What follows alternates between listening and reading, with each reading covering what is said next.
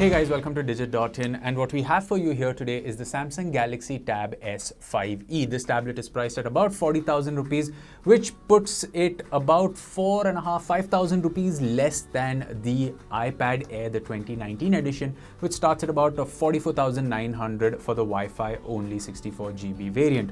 This one also comes with 64GB of storage. It has 4GB of RAM, and it runs on the Snapdragon 670 platform, a platform that we have seen on the Pixel 3a family of devices. So is this tablet worth considering, and is it a worthy contender to the iPad? Well, we're about to find out.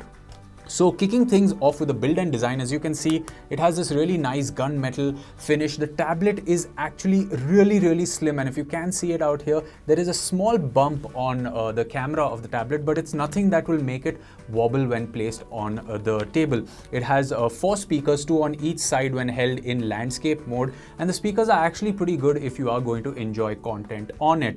Now, if you're someone that's actually going to be interested in buying a tablet between the 40,000 to 45,000 rupee price point, chances are you are considering either this or the iPad. So for the sake of this review, we are going to throw in a little bit of comparison with the iPad to help you make a better decision if you are planning on choosing one of the two. So kicking things off with the design, both of them look pretty much the same. However, the iPad and this have the same gunmetal finish. They are really well built.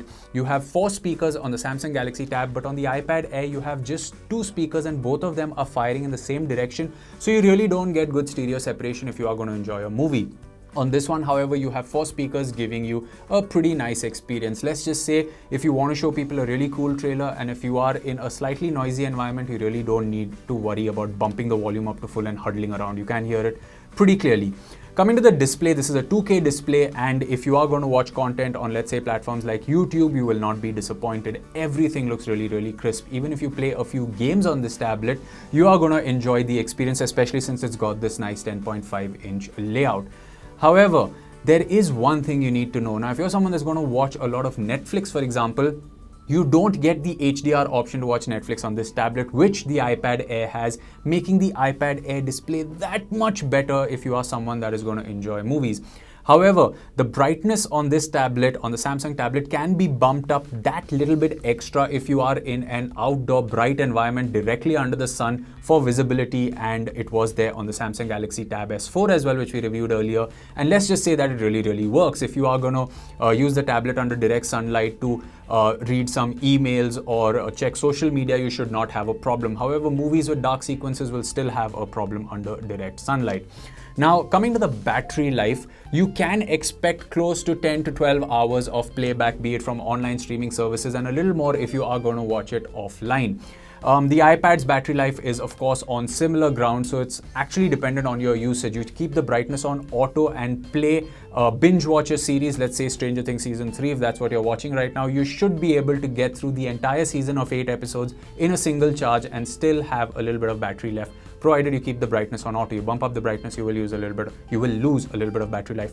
Speaking of the raw performance now, the iPad Air has the A12 Bionic, which is a beast of a processor, and in our benchmark scores, this tablet comes nowhere close to that. So if you're someone that really needs to use high-end augmented reality software or things like Adobe Photoshop, the iPad is the way to go. But if you are going to look for something for content consumption, basic productivity work, then yes, you can consider the Samsung Galaxy Tab S5e. It gets the job done really well for typing documents, checking your emails, multitasking, social media, content consumption, gaming. It just works. There is no problem. We've never faced a serious lag or an issue with it.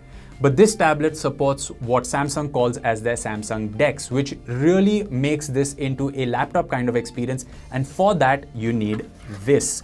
This is Samsung's cover, which should be competing with Apple's smart cover, usually found on the Pro series of devices. But before we get into the cover, we'd like to tell you that the iPad Air 2019 supports the Apple Pencil, but this one does not support Samsung's stylus, which is a bit of a bummer.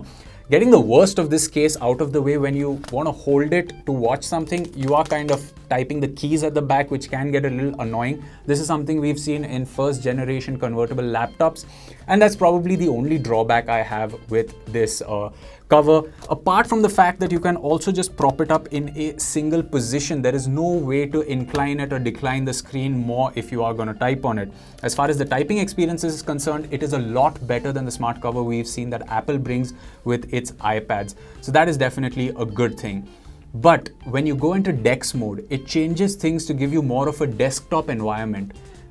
The first thing you're going to miss is a mouse. If you are someone that uses a Windows laptop or a Mac, you know you use a trackpad, you know you use a mouse, and that's the first thing you're going to miss. Getting to the touchscreen isn't that great. There is a dedicated search button, and Alt-Tab works just like it does on a PC, but considering this is a tablet, things like, you know, a start button to bring up certain apps and all, those kind of things are missed a little bit. You still have to resort to the screen to swipe up to get all your apps. With Dex, it works, but it works for a little amount of time, because the minute you have, let's say, Netflix running in one corner, you have a browser open somewhere, you have a Word document, and you know you're going to be doing just fine, kind of watching something and writing an article or doing whatever you do. But the minute you start opening more apps in Dex is when you will notice this tab struggle a little bit. So that's something to keep in mind. So there you have it, guys. That was our quick review of the Samsung Galaxy Tab S5e. If there are any things we missed in giving this review to you, can let us know and we will do our best to answer your questions. Overall, we can run you through some comparative points again. If it's hardcore performance that you are looking for, then the iPad makes a little more sense because of that A12 Bionic chip in it. But if you want to be a part of the Android ecosystem, you want a content consumption tablet that works, has good battery life, can play all the games that you want and works well for some productivity apps, you can definitely consider this one. It's about 5,000 rupees cheaper. Remember, the keyboard case is sold separately. It's 5,000 rupees cheaper than the iPad. It has quad speakers, so that's where it excels in comparison to the iPad. But then again, the iPad has its own strengths, so we would suggest it's based on your preferences or the ecosystem you are a part of. As always, you can let us know what you thought of this review in the comment section below. And for more from the world of technology, you can stay tuned to Digit.in. For the latest technology updates, subscribe to Digit.in and don't forget to hit the bell icon.